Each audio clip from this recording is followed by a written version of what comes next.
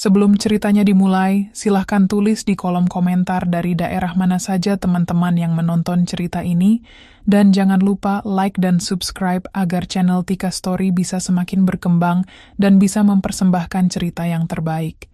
Pernikahan adalah sebuah ikatan suci yang didasari oleh cinta, kepercayaan, dan kesetiaan. Banyak orang berharap bahwa pernikahan akan menjadi awal dari kebahagiaan yang abadi. Namun, tidak semua pernikahan berakhir seperti dongeng. Terkadang, kisah yang dimulai dengan cinta bisa berubah menjadi luka yang dalam. Ini adalah kisah tentang seorang wanita yang menikah dengan pria yang sangat ia cintai. Pernikahan mereka awalnya penuh tawa, cinta, dan perhatian. Tidak ada sedikit pun tanda bahwa badai akan datang. Setiap pagi dimulai dengan senyum, dan setiap malam diakhiri dengan pelukan hangat. Mereka terlihat sempurna di mata semua orang.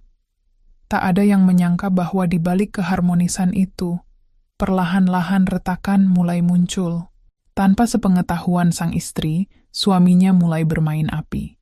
Ia jatuh dalam godaan perempuan lain yang mempermanis kata-katanya dan menebar pesona di balik senyum manisnya. Hubungan gelap itu semakin dalam, hingga sang suami tega mengambil uang tabungan istrinya, uang yang dikumpulkan dengan kerja keras dan penuh harapan, untuk dibelikan perhiasan bagi wanita lain. Namun sang istri bukanlah wanita yang lemah. Ketika kebenaran terbongkar, ia tidak meledak dalam kemarahan atau air mata. Ia memilih jalan yang jauh lebih elegan. Balas dendamnya tidak hanya membuat suami dan selingkuhannya malu dan menderita, tetapi juga mengubah hidup mereka menjadi neraka yang tak pernah mereka bayangkan. Ia menunjukkan bahwa wanita yang disakiti, bila diperlakukan tidak adil, mampu bangkit dan berdiri lebih tinggi, menjadikan luka sebagai kekuatan, dan pengkhianatan sebagai bahan bakar untuk bangkit. Mentari pagi menyapu hangat jendela kamar mereka yang menghadap ke taman kecil di belakang rumah. Aroma kopi dan roti panggang menyebar dari dapur, menandai rutinitas pagi yang selalu menyenangkan bagi Nadine dan suaminya, Arga. Mereka telah menikah selama 4 tahun, dan rumah mungil di pinggiran kota itu menjadi saksi betapa harmonisnya pernikahan mereka. Nadine adalah sosok istri yang penuh kelembutan. Ia cerdas, pekerja keras, dan begitu menghargai setiap detik yang ia habiskan bersama suaminya. Tak pernah sehari pun ia lewatkan tanpa menyiapkan sarapan untuk Arga, menyetrika bajunya, menyiapkan bekalnya, dan memberinya ciuman di kening sebelum Arga berangkat bekerja. "Selamat pagi, sayang," sapa Nadine dengan senyum hangat sambil menyodorkan secangkir kopi ke tangan Arga yang masih berbalut kantuk. "Pagi, Nadinku," balas Arga, membalas senyum itu dan mengecup tangannya. Bagi banyak orang, Nadine dan Arga adalah pasangan ideal. Mereka jarang bertengkar, selalu saling mendukung, dan hampir semua teman-teman mereka merasa iri dengan keharmonisan rumah tangga itu. Arga bekerja di sebuah perusahaan properti besar, sementara Nadine menjalankan bisnis kecil-kecilan dari rumah, membuat kerajinan tangan yang ia jual secara online. Meski tak menghasilkan banyak, ia cukup bangga karena ia bisa menabung dari hasil keringatnya sendiri. Di ruang tamu mereka, ada satu toples besar berisi uang kertas yang dilipat rapi, hasil dari setiap penjualan Nadine. Ia menamai toples itu tabungan impian. Impian yang sederhana, ingin membuka butik kecil suatu hari nanti, tempat ia bisa menyalurkan hobinya di dunia kerajinan dan mode. Setiap malam, Nadine dan Arga punya kebiasaan duduk bersama di balkon lantai 2, menikmati teh hangat sambil bercerita tentang hari yang telah mereka lewati. Di sana, mereka tertawa, berbagi keluh kesah, dan saling menguatkan. Tak ada rasa curiga, tak ada jarak. Nadine begitu percaya pada Arga, dan Arga pun selalu bersikap penuh perhatian. Ia sering memberi kejutan kecil untuk Nadine, seperti membawakan bunga atau coklat saat pulang kerja. Bahkan, 2 bulan lalu Arga mengajak Nadine berlibur ke Yogyakarta selama akhir pekan, menikmati waktu berdua tanpa gangguan. Kehidupan mereka terasa seperti potongan dari novel romantis. Nadine percaya bahwa cinta mereka tak akan luntur. Setiap doa yang ia panjatkan selalu menyebut nama Arga, meminta agar cinta mereka diberkahi dan dilindungi. Suatu malam, saat mereka tengah bersantai di balkon seperti biasa, Arga menggenggam tangan Nadine dan berkata, "Terima kasih karena sudah jadi istri yang luar biasa. Aku laki-laki paling beruntung." Nadine tersenyum dan membalas, "Dan aku perempuan paling bahagia." Kala itu, tak ada firasat buruk dalam hati Nadine. Tak ada suara yang memperingatkannya akan badai yang pelan-pelan mendekat. Ia percaya rumah tangganya kuat, bahwa cinta mereka tulus, dan bahwa kepercayaan yang ia beri akan dijaga selamanya. Namun waktu adalah penguji paling diam-diam. Ia tidak berteriak, tidak menampakkan diri secara langsung, tapi perlahan-lahan membuka tabir dan membongkar apa yang selama ini tersembunyi. Hari-hari penuh cinta itu akan menjadi kenangan yang kelak membekas. Sebab, ketika kenyataan mulai menampakkan wajah aslinya, tidak semua cinta akan tetap berdiri tegak. Hari-hari berlalu tanpa satu pun noda di hati Nadine. Ia adalah sosok perempuan yang bukan hanya mencintai suaminya, tetapi juga mencintai peran sebagai istri. Ia merasa diberkati. Segala kebahagiaan kecil yang hadir dalam hidupnya, ia syukuri. Ia tidak pernah menuntut lebih. Di dapur yang rapi itu, Nadine memasak dengan penuh cinta. Ia tahu masakan favorit Arga: sambal goreng kentang, ayam kecap, dan sup jagung. Ia selalu memastikan makanan tersaji hangat setiap Arga pulang kerja. Bahkan ketika kelelahan karena pesanan kerajinan sedang banyak, ia tetap mengutamakan waktu untuk keluarga kecilnya. Arga pun masih menjadi suami yang hangat. Tak ada yang berubah dari perlakuannya. Ia pulang tepat waktu, membawakan jajanan pasar kesukaan Nadine, bahkan kadang mencuci piring saat istrinya terlalu sibuk menyelesaikan pesanan. Sesekali ia mencandai Nadine, menggodanya agar tidak terlalu kurus karena sibuk sendiri. Nanti kalau kamu tambah kurus, bajumu harus aku potong-potong, biar pas di badan," canda Arga sambil tertawa renyah. Nadine tertawa kecil, membalas dengan tatapan penuh kasih. "Kalau aku kurus, kamu tetap cinta, kan?" "Cinta banget. Kamu kurus, gemuk, tua, tetap jadi perempuan paling aku sayang."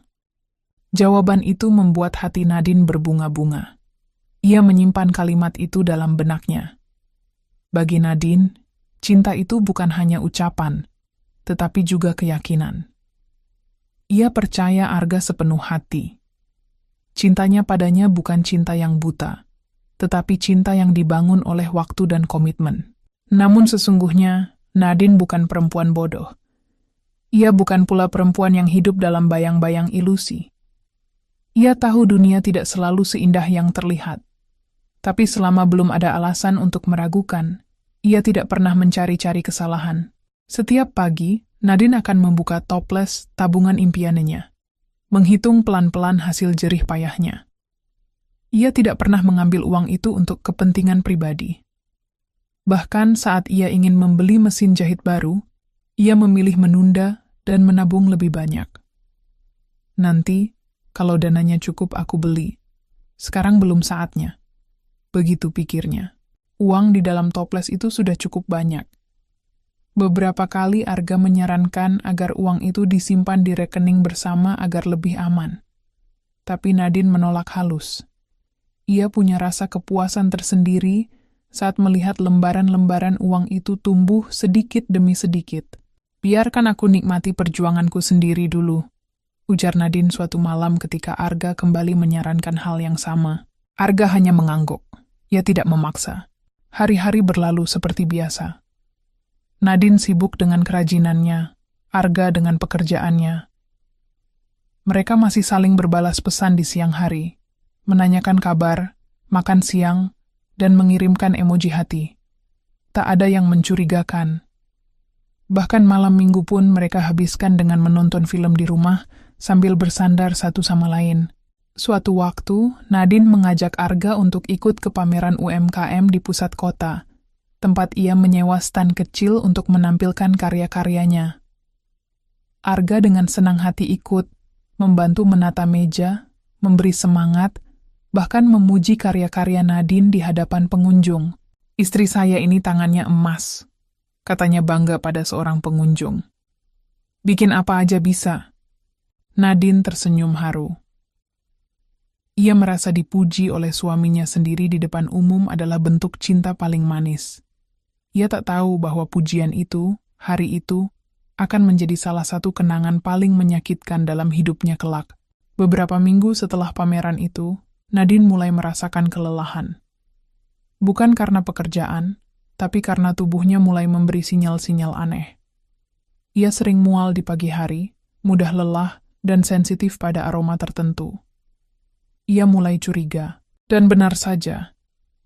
2 garis merah muncul jelas di alat tes kehamilan yang ia beli diam-diam di apotek. Air matanya jatuh bukan karena sedih, melainkan karena haru. Setelah hampir 4 tahun menanti, akhirnya ia hamil. Nadine tidak langsung memberitahu Arga. Ia ingin menyiapkan kejutan manis. Ia merajut sepasang kaos kaki bayi kecil, membungkusnya rapi bersama test pack, dan meletakkannya di kotak hadiah kecil di meja makan. Sore itu, ketika Arga pulang, Nadine menyambutnya seperti biasa. Tapi ada sinar bahagia yang berbeda di matanya.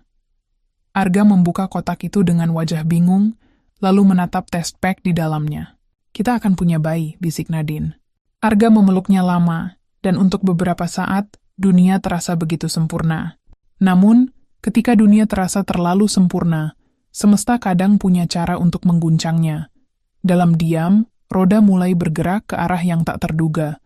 Dan Nadine, yang tengah mengandung harapan dalam rahimnya, tak tahu bahwa kepercayaan yang ia bangun bertahun-tahun akan segera diuji dengan cara yang paling menyakitkan. Kebahagiaan menyelimuti rumah kecil Nadine dan Arga seperti hangatnya mentari pagi. Sejak kabar kehamilan itu, Arga menjadi lebih perhatian, setidaknya di mata Nadine.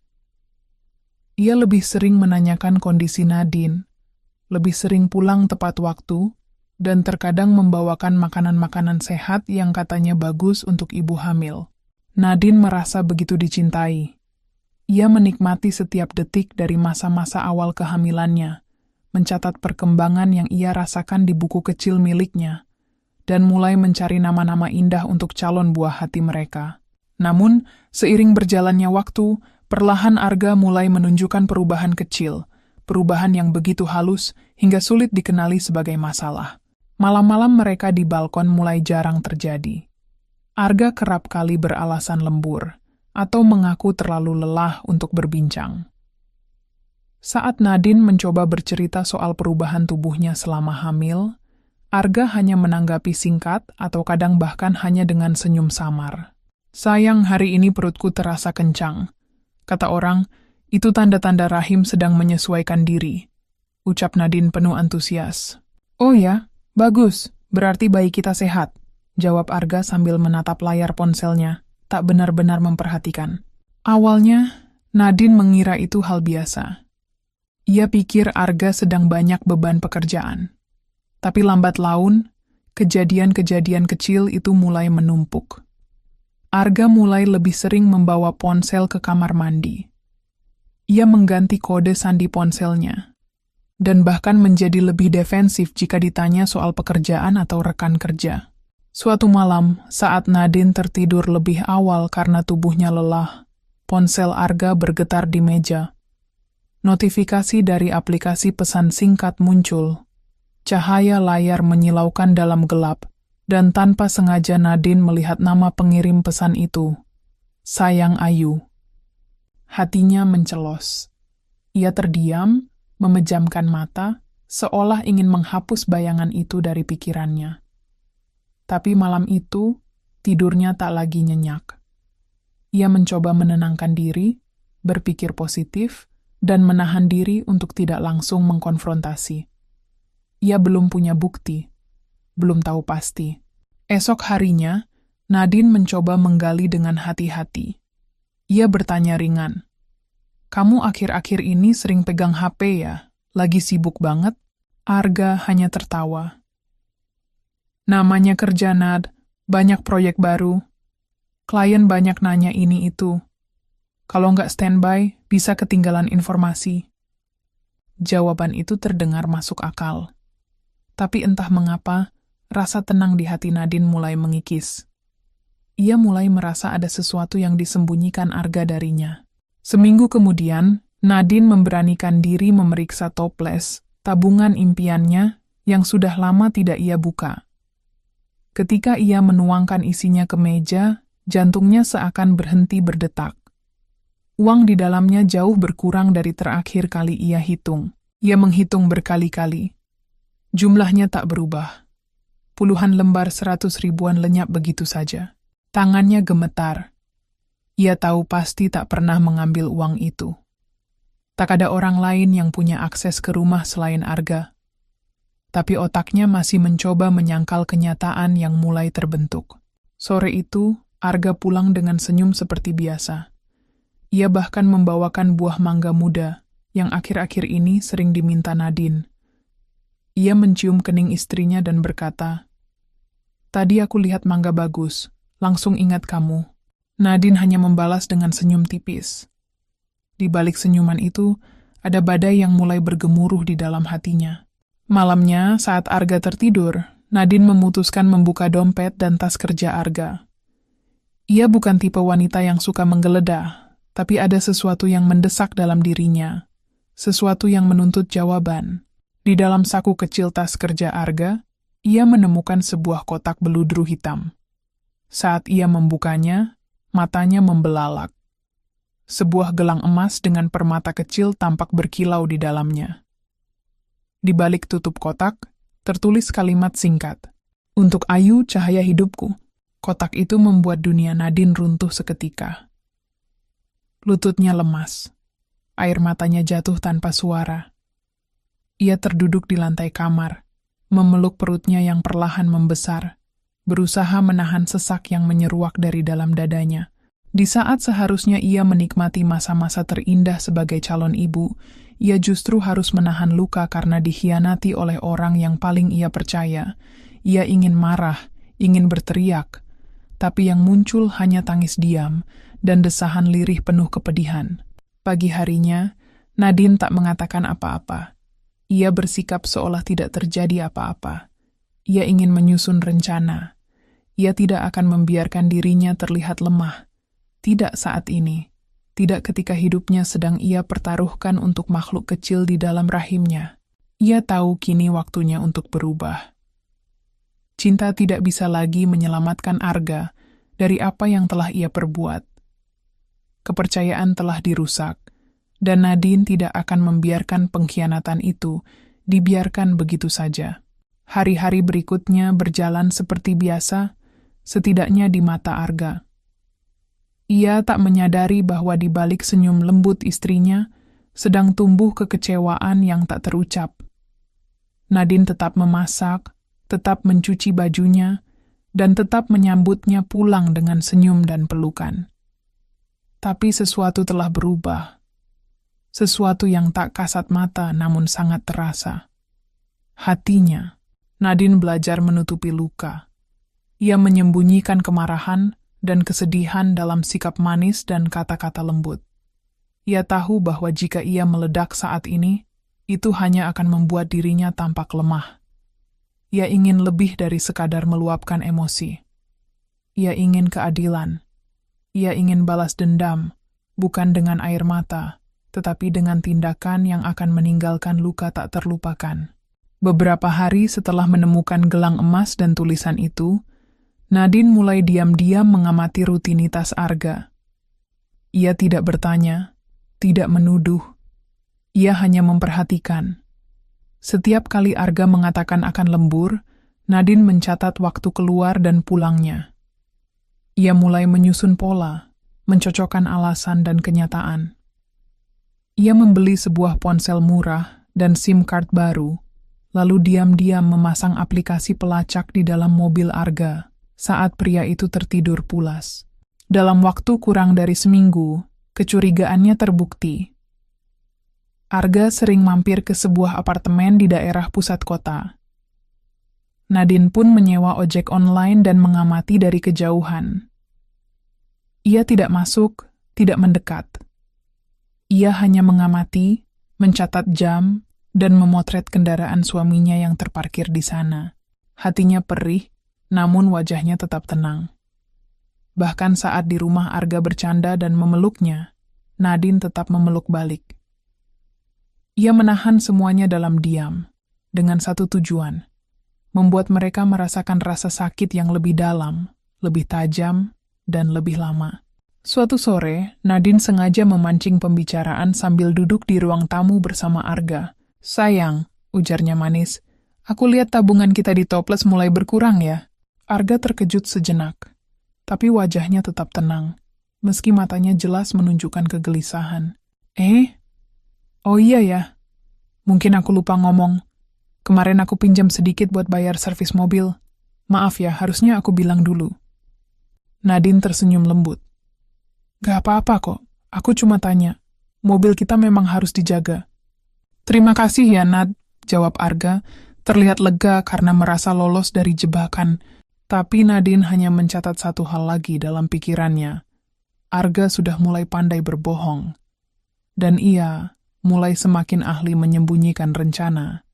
Beberapa hari kemudian, Nadine mendapatkan informasi lebih banyak. Ia mendatangi gedung apartemen yang biasa didatangi Arga, menyamar sebagai calon penyewa. Ia berbicara pada satpam dan penjaga resepsionis. Dari sana, ia tahu bahwa unit 1807 sering dikunjungi oleh seorang pria berinisial A dan seorang wanita bernama Ayu. Nama itu, Ayu, terus menggaung di kepalanya, sama seperti tulisan di kotak perhiasan. Tak berhenti di situ, Nadine meminta bantuan temannya yang bekerja di bank untuk mencari tahu lebih dalam. Dengan sedikit tipu daya dan manipulasi data yang licik namun cerdas, ia berhasil mengetahui bahwa Arga telah membuka rekening atas nama Ayu dan melakukan beberapa transfer dalam jumlah besar ke rekening tersebut dalam 2 bulan terakhir. Dan yang membuat hatinya semakin perih, nominal yang ditransfer hampir sama dengan jumlah uang yang hilang dari tabungan impiannya. Namun Nadine tidak menangis. Tidak lagi. Air matanya telah kering. Kini yang mengalir dalam dirinya adalah strategi. Ia mulai memindahkan sebagian hasil usahanya ke rekening pribadi yang tidak diketahui Arga. Ia menyiapkan dokumen, bukti-bukti, dan perlahan membangun skenario besar dalam kepalanya. Ia tahu, tak lama lagi perhiasan yang diberikan untuk selingkuhan Arga akan sampai. Dan disitulah semuanya akan bermula. Sebab Nadine tidak hanya ingin membuka mata dunia bahwa Arga berselingkuh. Ia ingin menjatuhkan mereka di hadapan orang-orang yang paling mereka hormati. Beberapa hari kemudian, Arga terlihat lebih ceria dari biasanya. Ia berdandan lebih rapi, menyemprotkan parfum kesukaannya, bahkan saat tidak ada acara istimewa. Nadine memperhatikan semua itu sambil tersenyum dalam hati. Ia tahu, Arga akan menyerahkan hadiah itu hari ini. Hadiah dari uangnya sendiri, dari darah dan peluhnya sendiri. Malamnya, saat Arga pulang, Nadine tetap melayani seperti biasa. Ia menyiapkan makan malam, mengurut kaki suaminya yang katanya pegal, dan menceritakan hal-hal sepele agar suasana tetap seperti biasa. "Sayang, aku ada ide," ucap Nadine pelan sambil menyuapkan buah potong ke mulut Arga. "Apa itu?" "Gimana kalau kita adakan makan malam keluarga minggu depan? Undang mama papa kamu, adik-adik kamu, dan semua keluarga dekat. Sekalian aku mau umumkan kehamilan ini secara resmi." Arga terlihat ragu sejenak, tapi kemudian mengangguk. "Ide bagus, kapan?" "Sabtu malam.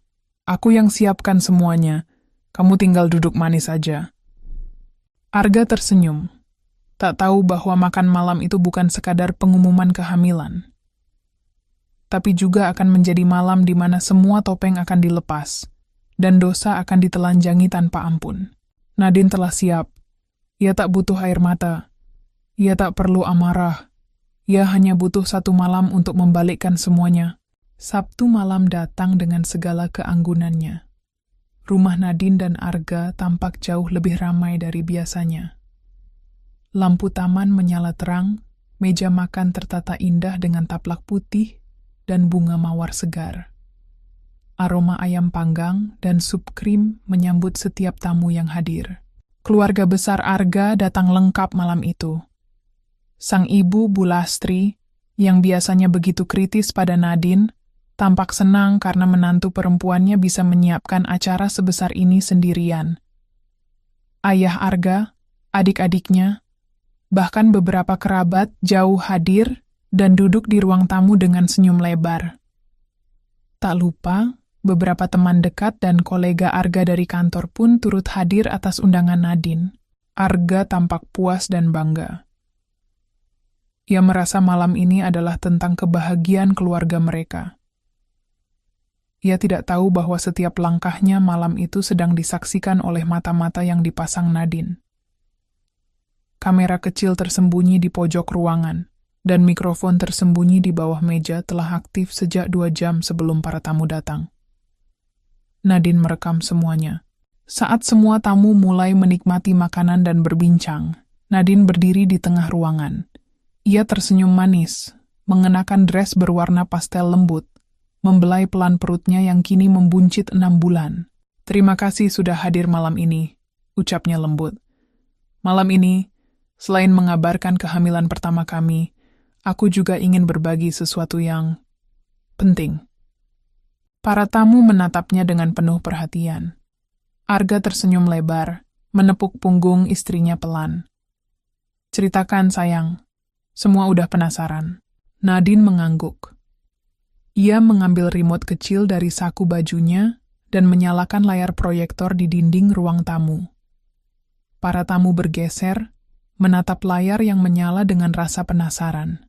Slide pertama menampilkan foto-foto Nadine dan Arga. Momen pernikahan, liburan, dan potret kehamilan. Semua terlihat manis dan penuh cinta. Beberapa tamu tersenyum haru, namun di slide berikutnya suasana berubah. Sebuah foto muncul.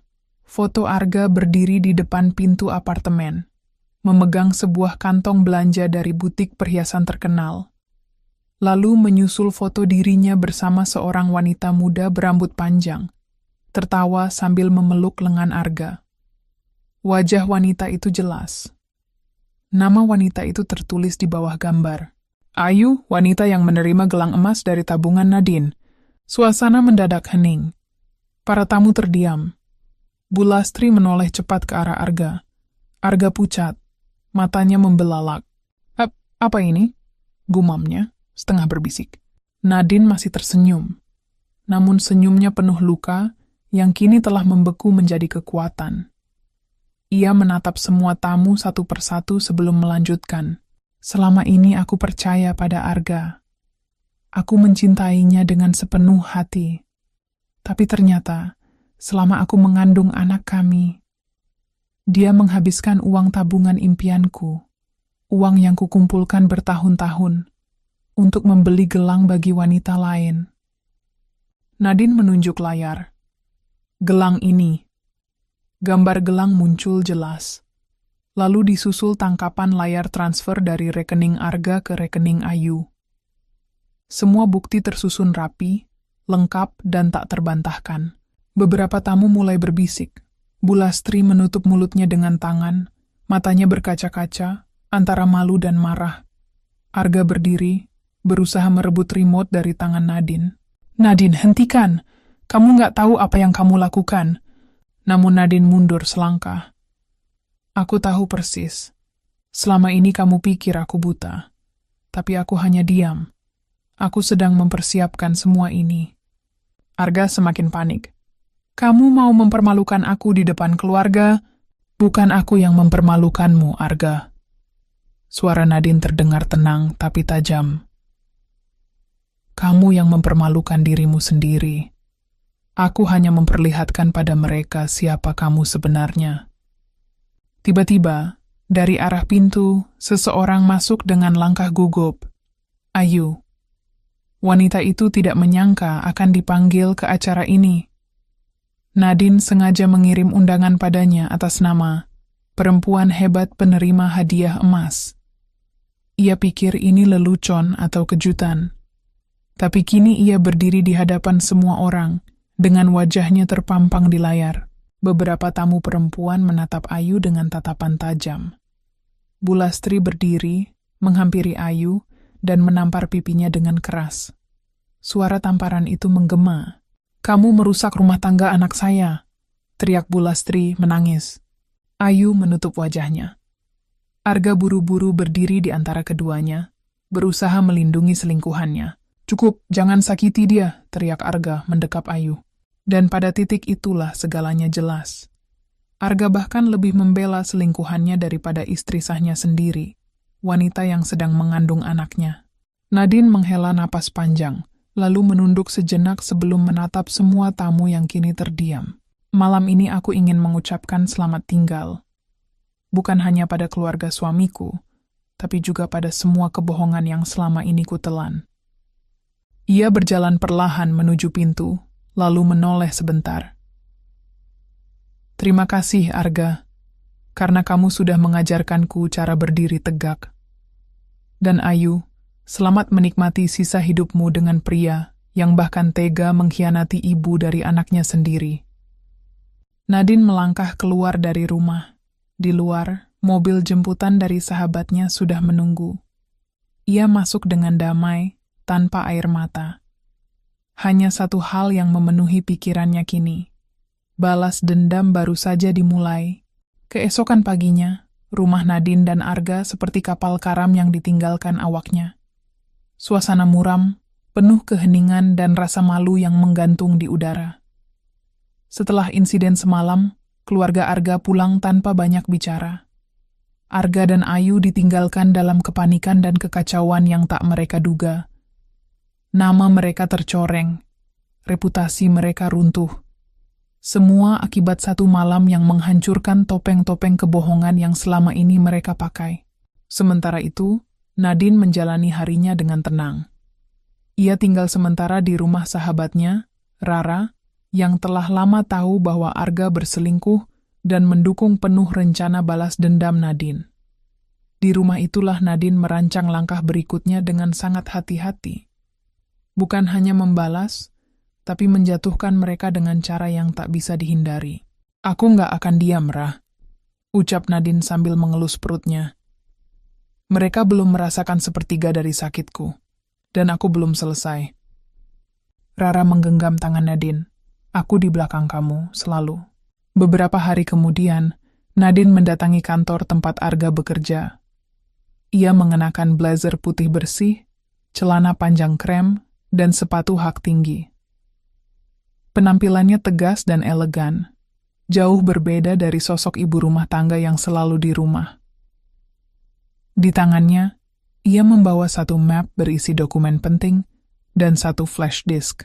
Ia meminta bertemu langsung dengan direktur utama perusahaan. Tak butuh waktu lama, karena ternyata, tanpa sepengetahuan Arga, Nadine memiliki keterkaitan dengan salah satu pemilik saham minoritas perusahaan tersebut. Paman jauhnya yang dulu mempercayakan sebagian aset pada Nadine untuk dikelola lewat usaha kerajinan tangan dan event organizer yang diam-diam telah tumbuh besar. Di ruang direktur, Nadine duduk tenang dan membuka semua data tentang Arga. Di dalam flash disk itu terdapat bukti transfer perusahaan yang disalahgunakan Arga untuk menyewa apartemen secara diam-diam atas nama rekan proyek. Percakapan Arga dan Ayu yang menunjukkan bahwa beberapa barang operasional proyek fiktif dibuat hanya untuk mengalihkan dana. Screenshot yang menunjukkan bahwa Ayu juga terlibat dalam proyek-proyek palsu tersebut, sebagai penerima dana berkedok vendor. Direktur utama perusahaan pucat. "Bu Nadine, ini pelanggaran berat." "Saya tidak datang untuk balas dendam pribadi," ucap Nadine tenang. "Saya hanya tidak ingin perusahaan ini dirugikan lebih jauh. Dan saya pikir, lebih baik perusahaan mengetahui sekarang sebelum auditor dan hukum yang bicara." 2 hari kemudian, Arga dipanggil ke ruang direksi dan langsung diberhentikan. Ia tidak diberi kesempatan membela diri karena bukti terlalu kuat. Bahkan ia tidak sempat menyembunyikan dokumen lain. Semua jejak digitalnya telah dikumpulkan oleh Nadine selama berminggu-minggu. Ayu pun mendapat konsekuensi serupa. Setelah perusahaan mengetahui keterlibatannya, ia di-blacklist dari jaringan vendor dan disebarkan ke sejumlah rekan bisnis mitra. Namanya hancur. Tak ada lagi kontrak kerja. Tak ada lagi proyek. Reputasinya jatuh. Sementara mereka sibuk memadamkan api kehancuran, Nadine justru mulai membangun kehidupan barunya. Dengan uang hasil usaha serta dukungan dari investor, termasuk paman jauhnya, Nadine membuka butik pertama di pusat kota. Bukan butik kecil seperti dulu ia impikan, melainkan butik modern 2 lantai dengan konsep eksklusif, Nadina Atelier. Media lokal mulai meliput kisah inspiratif Nadine sebagai ibu hamil yang membangun usaha sukses. Ia diundang dalam beberapa talk show, memberi seminar tentang pemberdayaan perempuan, dan menjadi ikon perempuan kuat yang bangkit dari pengkhianatan. Sosial media Nadine pun meledak. Banyak yang memberikan dukungan dan semangat. Bahkan wanita-wanita yang mengalami nasib serupa merasa terinspirasi oleh keberanian dan strategi elegan Nadine. Suatu malam, ketika butik Nadina sedang mengadakan soft opening private bagi para investor dan tokoh publik, Arga muncul di depan gedung. Ia tampak kusut, kurus, dan jauh dari pria angkuh yang dulu berdiri percaya diri di samping Nadine. Ia menunggu di luar hingga acara selesai. Ketika Nadine keluar bersama beberapa tamu undangan, ia berdiri dan menatapnya dengan tatapan kosong. "Nadine, tolong beri aku kesempatan bicara." Nadine menghentikan langkahnya. Ia menatap Arga. Pria yang dulu ia cintai sepenuh hati, kini menjadi bayangan dari masa lalunya. "Aku kehilangan semuanya, Nad. Pekerjaan, kehormatan, semua. Aku nggak tahu harus mulai dari mana." Nadine menatap Arga datar. "Kamu mulai dari tempat di mana kamu melempar kepercayaan dan kesetiaan, dari titik kamu menghancurkan hidup orang lain demi ego sesaatmu." Arga menunduk. "Aku minta maaf." "Permintaan maaf itu terlalu murah untuk membayar semua yang kamu rusak," ucap Nadine tajam. "Dan aku tidak butuh permintaan maaf. Aku butuh kamu merasakan apa yang aku rasakan. Dan kamu sudah mulai merasakannya sekarang." Ia melangkah pergi, meninggalkan Arga berdiri sendiri di tengah dinginnya malam dan riuh suara klakson kota. Nadine tahu, ini baru permulaan. Mereka belum merasakan akhir dari apa yang mereka perbuat. Dan ia belum akan berhenti. Seminggu setelah soft opening butik Nadina Atelier, kehidupan Nadine semakin bersinar. Orderan mengalir deras dari berbagai kalangan, mulai dari selebritas lokal, pejabat, hingga istri-istri konglomerat. Namanya diperbincangkan sebagai perempuan kuat yang bangkit dari pengkhianatan dan membalikkan luka menjadi kejayaan. Namun di sisi lain, kehidupan Arga dan Ayu memasuki fase yang benar-benar gelap. Setelah pemecatan dari perusahaan dan pemblokiran nama di jaringan bisnis properti, Arga kesulitan mencari pekerjaan baru. Semua CV yang ia kirim ditolak. Beberapa perusahaan bahkan tidak memberikan alasan apapun, hanya pesan singkat yang menyatakan bahwa posisinya telah terisi. Dunia kerja yang dulu menyambutnya dengan hormat, kini menutup pintu tanpa belas kasihan. Uang tabungan mulai menipis. Sementara Ayu, yang kehilangan reputasi sebagai vendor proyek dan terkena blacklist dari dunia bisnis, kini hanya bergantung pada Arga untuk bertahan hidup. Mereka menyewa kamar kecil di sebuah rumah kos murah yang jauh dari pusat kota. Mereka tidak lagi makan di restoran. Sekadar membeli nasi bungkus pun harus dihitung. Dan yang paling menyakitkan bagi Arga, Ayu mulai berubah. Perempuan yang dulu ia puja karena tutur manis dan senyumnya yang menggoda, kini berubah menjadi sosok pemarah, penuh keluhan dan haus perhatian. Ayu mulai menyalahkan Arga atas semua kehancuran hidup mereka. "Kalau kamu nggak ketahuan, kita masih hidup enak sekarang," bentaknya suatu malam saat mereka berselisih karena tidak mampu membayar listrik yang menunggak 3 bulan. Arga tak sanggup membalas. Hatinya kering, harga dirinya hancur. Di satu sisi ia masih berharap Nadine memaafkannya. Tapi di sisi lain, ia tahu itu hanya harapan kosong. Nadine tak akan pernah kembali. Bukan hanya karena luka yang ia torehkan, tapi karena Nadine telah menemukan siapa dirinya sebenarnya. Sementara itu, Nadine melanjutkan langkahnya dengan elegansi yang menusuk. Ia tak pernah sekalipun menyebut nama Arga dan Ayu dalam wawancara atau unggahan sosial media. Ia tidak mengumbar aib, tidak mengeluarkan hinaan. Justru di sanalah letak balas dendamnya yang paling menyakitkan. Ia menunjukkan pada dunia bahwa ia bisa hidup lebih baik tanpa mereka. Di balik layar, Nadine masih terus mengatur langkah. Ia menggunakan jaringan sahabat-sahabatnya untuk menyebarkan portofolio Arga yang dipermalukan secara diam-diam di komunitas bisnis dan HR. Ia tahu batas. Ia tak melibatkan hukum, tapi cukup membuat nama Arga jadi momok di dunia profesional. Bahkan saat Ayu mencoba menjual jasa sebagai personal shopper via online, Nadine dengan tenang membeli salah satu jasanya, lalu membatalkannya tepat saat Ayu sudah keluar uang untuk pemesanan awal. Uang itu tidak besar, tapi cukup membuat Ayu semakin tertekan karena harus mengganti kerugian. Satu persatu, Nadine menanam kerikil di jalan hidup mereka. Tak besar, tapi menyakitkan. Membuat mereka terpeleset, terjatuh, dan tak pernah bisa berdiri tegak lagi. Pada suatu siang, Arga yang kehabisan uang nekat mendatangi kantor Nadina Atelier. Ia tahu itu tindakan bodoh, tapi ia tak tahu harus kemana lagi. Saat ia berdiri di depan meja resepsionis, ia nyaris tak dikenali. Wajahnya kusam, bajunya lusuh, dan tubuhnya jauh lebih kurus dari terakhir kali Nadine melihatnya. "Maaf, Pak, boleh saya bantu?" tanya resepsionis butik dengan ramah. Saya mau bicara dengan Bu Nadine. Tolong, sampaikan namaku, Arga." Resepsionis itu sempat ragu, lalu menghubungi atasannya. Tak lama, Nadine muncul dari arah tangga. Penampilannya begitu memesona, dress satin biru tua, rambut disanggul anggun, wajah bersih tanpa kerut duka. Saat melihat Arga, ia berhenti di anak tangga terakhir. Matanya memandang pria yang dulu ia cintai. Kini seperti orang asing. "Kenapa kamu kesini?" tanyanya datar. Arga menunduk. Aku minta maaf. Aku nggak punya tempat lagi. Aku kehilangan segalanya. Aku tahu aku salah. Tapi tolong cukupkan ini. Jangan teruskan balas dendammu." Nadine tak menjawab langsung. Ia menuruni anak tangga terakhir dan berdiri di hadapan Arga. Matanya dingin, tajam. "Kamu pikir ini tentang balas dendam?" Ucap Nadine pelan, namun menusuk. "Tidak.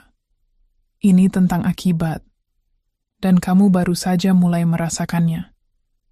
"Tolong," bisik Arga. "Aku mohon." Nadine mendekat. "Saat aku hamil, kamu membagi cintamu ke dua tempat. Saat aku membangun harapan, kamu membangun kebohongan. Dan sekarang kamu datang meminta aku menyelamatkanmu, kamu terlambat." Air mata mulai jatuh di pipi Arga. Ia berlutut. Aku menyesal, Nad." Namun Nadine tidak terguncang. Ia melangkah menjauh, memanggil resepsionis. "Tolong bantu Pak Arga sampai keluar. Jika ia datang lagi tanpa perjanjian, jangan terima." Ia tak menoleh. Ia naik kembali ke ruang kerjanya dan menutup pintu. Di luar, Arga terisak seperti anak kecil. Dan itulah akhir dari harga dirinya. Di hari yang sama, Nadine menerima pesan dari tim legalnya bahwa proses hukum atas beberapa penyalahgunaan dana yang melibatkan Ayu sedang diproses. Ia tak berniat memenjarakan Ayu, tapi cukup memberinya surat peringatan dan penggugatan atas penggelapan dana. Dengan begitu, Ayu pun tak bisa melamar kerja dimanapun tanpa ada catatan hitam di CV-nya. Satu demi satu mereka jatuh ke dalam jurang yang mereka gali sendiri. Dan Nadine, ia melangkah ringan.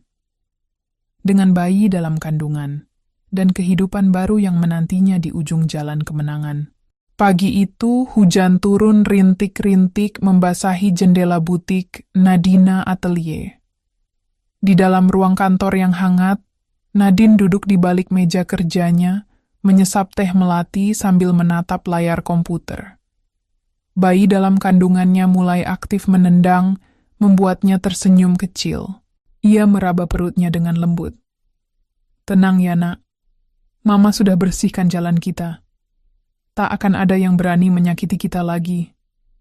Sementara itu, di sisi lain kota, Arga dan Ayu duduk di kamar sempit mereka. Dinding tipis kamar kos tidak bisa meredam suara pertengkaran. Uang benar-benar telah habis. Ayu, yang sebelumnya penuh gaya dan percaya diri, kini tampak seperti bayangan dirinya sendiri. Rambutnya kusut, wajahnya pucat, dan matanya penuh kemarahan. "Aku nggak mau hidup begini terus," Ayu menjerit sambil membanting piring kosong. "Kita kayak pengemis, Arga. Hidup dari utang teman ke teman. Aku malu. Aku muak." Arga hanya diam. Ia sudah kehilangan tenaga untuk berdebat. Semalam ia bahkan sempat tidur di teras, karena Ayu mengunci pintu. Perempuan itu makin kasar dan emosional. Hubungan mereka kini tak lebih dari sisa-sisa kebohongan dan saling menyalahkan. "Sudah kubilang aku akan cari kerja," kata Arga lirih. "Tapi semua orang menutup pintu, semua." "Kamu pikir aku bisa makan dari janji?" Ayu berdiri, wajahnya merah. "Kamu yang bikin semua ini. Kamu yang buat hidupku hancur. Kalau aku tahu kamu bakal selemah ini, aku nggak akan pernah terima gelang sialan itu." Ucapan Ayu seperti pisau terakhir yang menghujam harga diri Arga.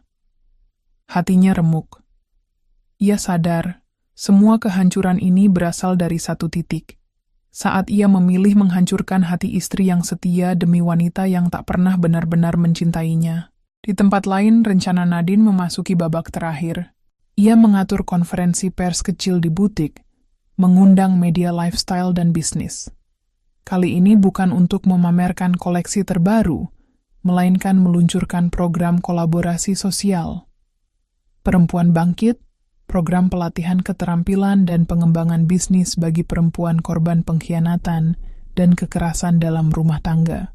Media terkejut, publik pun terpukau.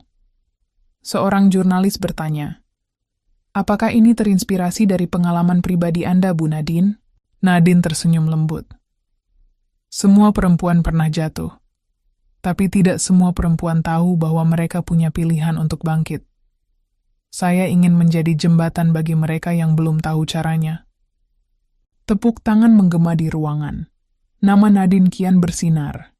Ia tidak hanya sukses, tapi menjadi simbol kekuatan dan pemberdayaan perempuan. Namun, malam harinya, saat semua lampu telah padam dan butik telah kosong, Nadine duduk sendirian di ruang kerjanya. Ia membuka laci, mengambil kotak kecil, kotak yang dulu menyimpan tes pack pertama, dan sepasang kaos kaki bayi. Ia membukanya perlahan. Di dalamnya kini ada juga selembar foto lama. Dirinya dan Arga di hari pernikahan mereka. Senyuman mereka kala itu begitu nyata, begitu penuh harapan. Hati Nadine mencelos. Meski ia telah memenangkan segalanya, luka itu ternyata belum sepenuhnya sembuh. Ia menunduk, membiarkan air mata jatuh diam-diam. "Kenapa harus begini, nggak? Kalau kamu jujur dari awal, kalau kamu nggak khianat, kita bisa bahagia." Tapi penyesalan selalu datang saat semuanya sudah tak bisa kembali. Di kamar kos itu, Arga meringkuk di lantai. Setelah pertengkaran hebat, Ayu pergi tanpa pamit, membawa sisa uang di dompet, meninggalkan Arga sendirian. Ia tak tahu harus pergi kemana. Ia mencoba menghubungi satu demi satu temannya, namun tak ada yang menjawab. Bahkan adik kandungnya menolak mengangkat telepon. Saat tengah malam, ia mengambil kertas dan pena. Tangannya gemetar. Ia menulis surat panjang untuk Nadine. Bukan untuk meminta kembali. Bukan pula untuk membela diri. Hanya surat berisi penyesalan dan permintaan, agar Nadine mau mengizinkannya, suatu hari kelak, melihat anaknya dari jauh. "Nadine, aku tahu aku bukan lagi siapa-siapa di hidupmu. Tapi jika suatu hari kamu bersedia, izinkan aku sekadar tahu namanya." Anak yang seharusnya tumbuh di pelukanku juga. Aku tak minta apa-apa, tak minta dimaafkan, tapi biarkan aku tahu bahwa ia tumbuh bahagia. Itu cukup. Arga. Surat itu dikirimnya melalui email, tak ada balasan. Beberapa minggu kemudian, Nadine melahirkan seorang bayi perempuan yang sehat dan cantik. Ia menamainya Aurora, yang berarti cahaya fajar, pertanda dari awal yang baru, kehidupan yang tidak lagi diselimuti kegelapan masa lalu. Ia membesarkan Aurora dengan penuh cinta, dikelilingi oleh sahabat dan keluarga yang kini kembali dekat setelah melihat keteguhan hati Nadine. Hidupnya perlahan kembali utuh. Luka di dadanya tidak hilang, tapi ia belajar berdamai dengan itu. Nadine membaca surat Arga berhari-hari kemudian. Ia tidak membalas, tapi ia menyimpan surat itu dalam album kenangan putrinya. Bukan untuk memaafkan, bukan untuk memberi ruang, tapi agar suatu hari kelak, Aurora tahu bahwa ia lahir dari cinta yang pernah dikhianati, namun tak pernah dibenci. Dan Arga, ia tak pernah melihat anaknya. Hidupnya terus berputar dalam kesepian dan penyesalan. Ayu tak pernah kembali. Pekerjaan tak pernah datang. Dan nama baiknya sudah terlalu rusak untuk diperbaiki. Balas dendam Nadine telah selesai. Tapi bukan dengan teriakan dan air mata. Ia membalas dengan kebangkitan, dengan keberhasilan, dan dengan kehidupan yang lebih indah dari sebelumnya. Hidup selalu memberikan ruang untuk berpikir, terutama bagi mereka yang kehilangan segalanya. Dan untuk Arga, ruang itu adalah kamar kecil berukuran 3x3 meter, dengan tembok lembab dan cahaya yang redup. Sudah 2 bulan sejak ia terakhir melihat Ayu. Perempuan yang dulu ia bela mati-matian kini menghilang begitu saja, membawa sisa harga dirinya, dan meninggalkan kehancuran yang tak terpulihkan. Arga mencoba bertahan dengan mengamen di jalanan, mengandalkan suara seraknya yang dahulu hanya terdengar saat karaoke malam minggu. Kini, suara itu menjadi alat satu-satunya untuk sekadar membeli sebungkus nasi atau sekotak susu. Setiap malam, ia duduk di bawah tiang lampu, menghadap ke jalanan kota yang dulu begitu ia kuasai dengan jas rapi dan mobil mentereng. Tapi sekarang, ia hanya bagian dari bayangan. Tak dikenal, tak dihiraukan. Dalam diam, pikirannya selalu kembali ke satu nama, Nadine. Nadine yang lembut, Nadine yang selalu sabar, dan Nadine yang ia hancurkan tanpa ragu. Kini, setiap malam saat ia memejamkan mata, wajah Nadine muncul. Tidak dengan marah, tidak dengan air mata, tapi dengan tatapan datar dan dingin yang jauh lebih menyakitkan daripada jeritan. Sementara itu, hidup Nadine terus beranjak naik. Butik Nadina Atelier resmi membuka cabang keduanya di Jakarta Selatan. Tidak hanya butik, ia juga merintis lini produk bayi premium bernama Aurora Touch, terinspirasi dari buah hatinya yang kini berusia 2 bulan. Aurora tumbuh sehat. Pipinya merah merona, rambutnya hitam tebal, dan matanya bulat seperti milik ayahnya. Nadine sering menatap mata itu dengan perasaan campur aduk, antara rindu, kecewa, dan rasa syukur.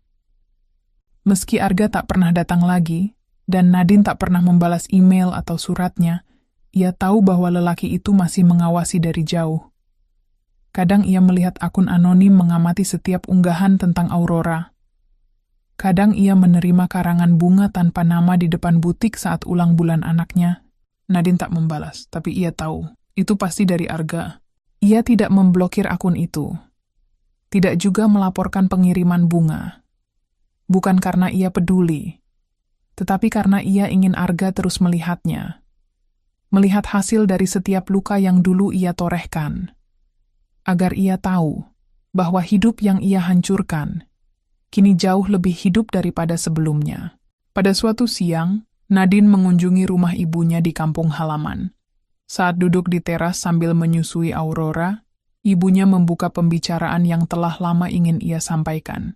"Nak, kamu yakin tidak akan pernah memaafkan ayah anakmu?" Nadine diam sejenak lalu menatap langit.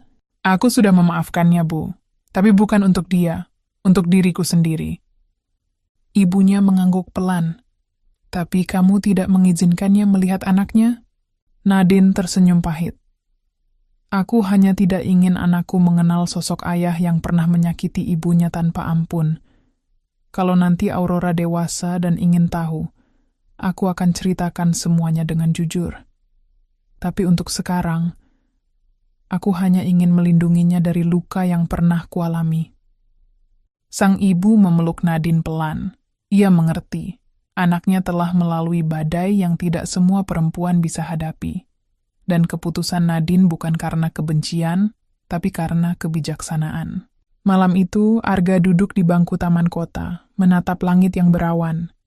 Di tangannya ada foto yang ia print diam-diam dari unggahan media sosial. Foto Nadine dan Aurora di depan butik. Mereka tampak bahagia. Terlalu bahagia untuk dibandingkan dengan hidupnya saat ini. Tiba-tiba, ponselnya berbunyi. Pesan masuk dari nomor tak dikenal. Saya tahu kamu mengawasi hidup saya. Kamu ingin tahu tentang Aurora? Dia baik-baik saja. Tapi kamu tidak perlu mencemaskan dia. Kehadiranmu hanya akan menyakitinya. Arga terdiam. Pesan itu pendek, dingin, tapi sangat jelas. Ia tidak membalas. Ia tahu, ia tidak layak. Ia hanya bisa menangis pelan di bawah tiang lampu, menggenggam foto anak yang tak pernah bisa ia peluk. Di hari yang sama, Nadine menyusun buku harian digital untuk Aurora. Ia menulis setiap perkembangan, setiap momen pertama, senyum pertama, tawa pertama, langkah pertama nanti. Dalam catatan itu, ia menulis, "Sayangku, Aurora, kamu lahir dari perempuan yang belajar bertahan dan bangkit. Mungkin nanti kamu akan bertanya di mana ayahmu, dan aku akan jawab dengan jujur, tanpa kebencian. Ayahmu pernah mencintaiku, tapi kemudian ia lupa caranya menjaga. Dan saat seseorang lupa menjaga cinta, maka ia kehilangan segalanya." Nadine menyimpan catatan itu dalam folder khusus. Suatu hari, Aurora akan membacanya, dan ia akan tahu bahwa ibunya bukan hanya bertahan, tapi menang dengan cara paling elegan. Hidup terus berjalan. Arga mungkin tak akan pernah bisa memperbaiki semuanya. Ayu mungkin tak akan pernah kembali. Tapi Nadine, ia sudah berada di panggung tertinggi dalam hidupnya. Dan dari puncak itu, ia melihat ke bawah. Bukan untuk membalas dendam lebih jauh, tapi untuk memastikan bahwa mereka yang pernah menjatuhkannya tetap di tempat yang seharusnya. Di bawah, kota yang dulu menyambut Arga dengan segala kemewahan kini terasa seperti penjara terbuka. Ia masih tidur di kamar kos kecil yang semakin pengap, sesekali berpindah dari satu rumah penampungan ke tempat lain. Uang sudah tak lagi menjadi bagian dari hidupnya. Bahkan untuk makan, ia mengandalkan pemberian orang asing atau ikut antre bantuan sosial. Satu-satunya yang tersisa hanyalah rasa bersalah yang terus menghantui, menyergapnya di setiap mimpi, dan menghantam keras saat ia membuka mata. Ia masih membawa foto Aurora di dompet, sudah lecek dan mulai luntur, tapi ia tak pernah sanggup membuangnya. Ia pernah menjadi seseorang, pernah dihormati, pernah dicintai, tapi semua itu kini hanya bayang-bayang samar. Dan Ayu, ia benar-benar menghilang. Terakhir yang Arga dengar, perempuan itu kembali ke kota asalnya dan menikah dengan pria kaya yang sudah duda. Ayu meninggalkan luka, sama seperti ia meninggalkan Nadine dulu. Bedanya, Ayu pergi saat Arga tak punya apa-apa. Arga ingin memulai kembali, tapi semua pintu tertutup. Ia mencoba melamar jadi pengantar paket, penjaga toko, bahkan tukang parkir. Namun dimanapun ia melangkah, masa lalunya membayang, seolah dunia tidak mengizinkannya kembali menjadi manusia utuh. Setiap malam, Arga berjalan kaki ke depan butik Nadina Atelier. Berdiri dari kejauhan hanya untuk menatap jendela terang dan bayangan siluet Nadine yang lalu lalang menggendong Aurora. Kadang ia menatap dari balik masker dan topi lusuh, hanya sebentar, sebelum petugas keamanan mengusirnya. Ia tak pernah berani mendekat. Di sisi lain, kehidupan Nadine benar-benar berubah menjadi mahakarya kebangkitan. Aurora tumbuh menjadi bayi ceria, selalu tertawa saat mendengar suara ibunya.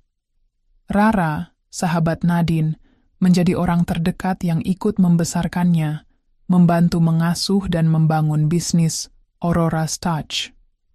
Butik Nadine kini memiliki 3 cabang, dan salah satu brand fashionnya baru saja masuk majalah Elle Indonesia. Di dalam dunia bisnis, Nadine dikenal sebagai pemilik yang adil, elegan, namun sangat tegas.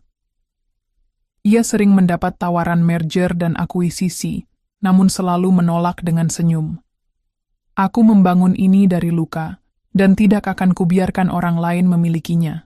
Namun yang membuatnya makin dihormati bukan hanya karena keberhasilannya, melainkan karena cara ia memaafkan tanpa menyentuh pelaku.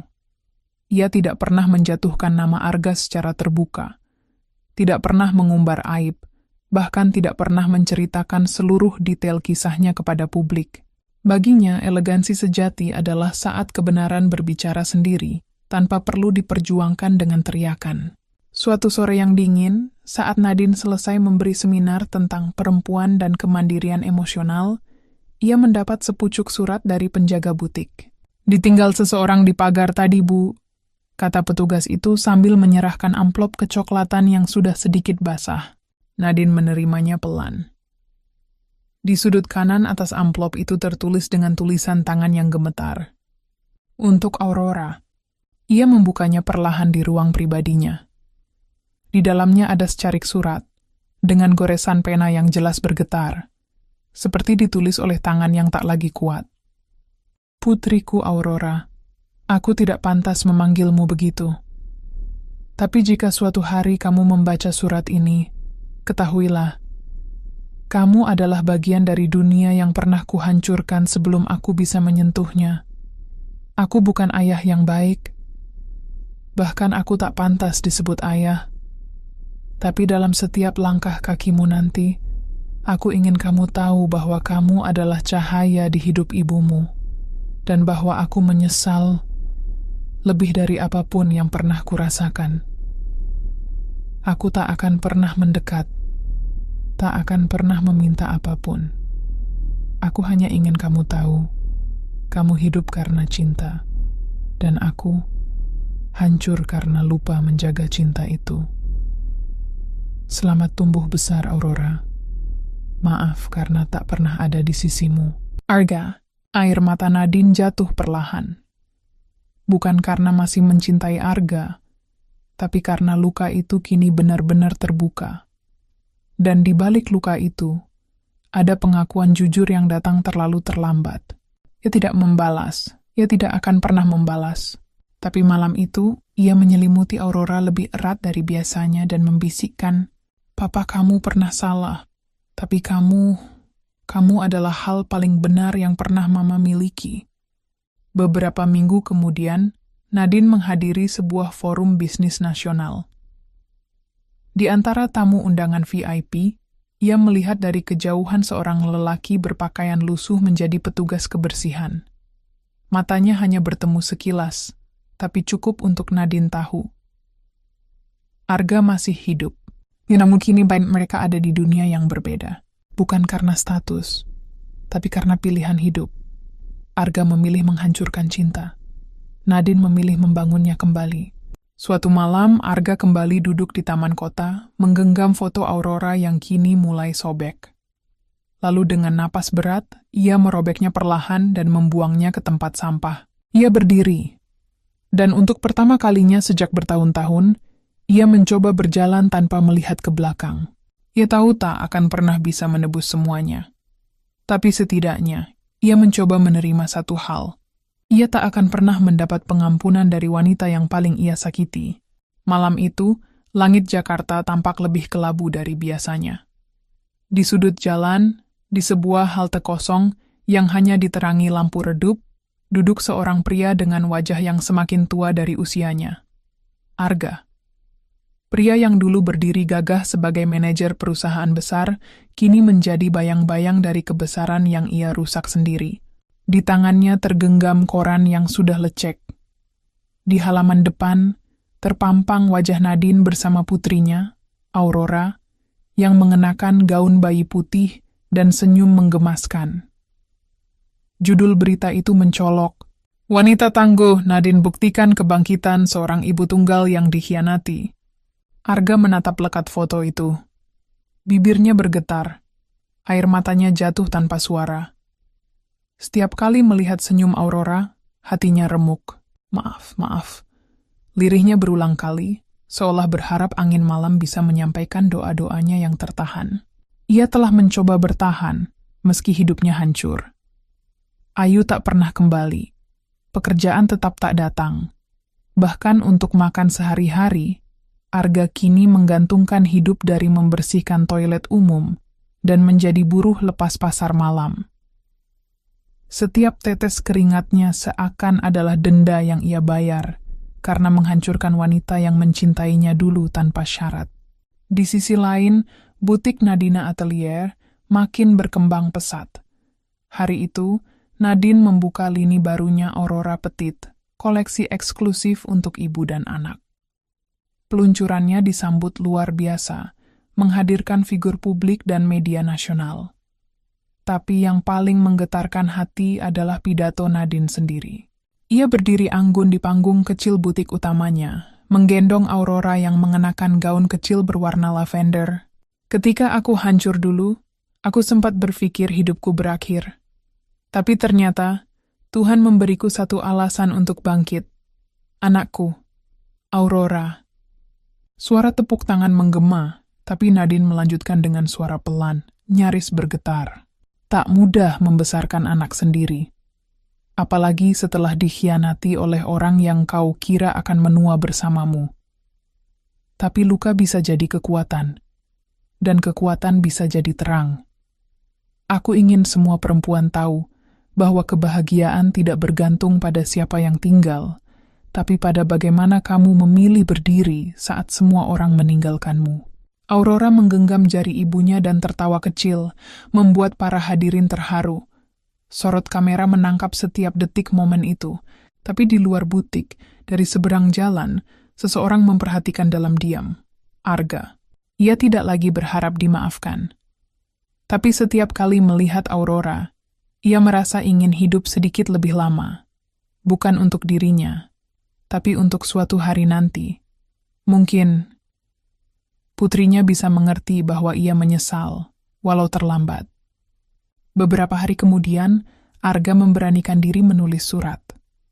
Kali ini bukan untuk meminta maaf, tapi untuk menyerahkan semua yang tersisa. "Nadine, kamu sudah memenangi semuanya dan kamu pantas. Aku hanya ingin kamu tahu, aku tak akan datang lagi. Tak akan berdiri di depan butikmu, tak akan mengganggu hidupmu lagi.